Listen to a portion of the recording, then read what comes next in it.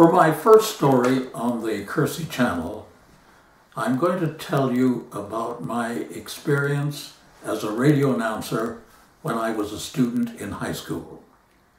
At the time, I was in the 11th grade. It was 1943, and the Second World War was going on.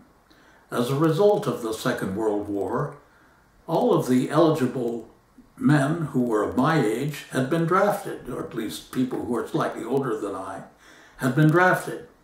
One day when I was listening to the radio, I heard an announcement that the radio station was looking for announcers. So I decided, as a junior in high school, that I would go down and give them the benefit of my experience, my prior non-experience as an announcer.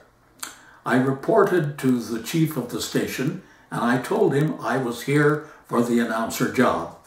He looked at me and said, "Why don't you come back when you get a little bit older?" I said, "See here, do you or do you not need radio announcers?" Well, he had to admit they were looking for radio announcers. And then I said, "Are you going to send me away without giving me a trial?" He said, "Okay, I'll give you a trial." He handed me a stack of papers to read, and I read them. He handed me another stack of papers to read, and I read them. And then he said to me, "You know, here at the station, we not only do announcing, but we also operate equipment to bring the network in." At that time, the station was a member of the Blue Network, which later became the American Broadcasting Company. So I looked at the equipment and I said, "Oh, that's no problem." And I got the job. So I did announcing, I operated the equipment, and I went home.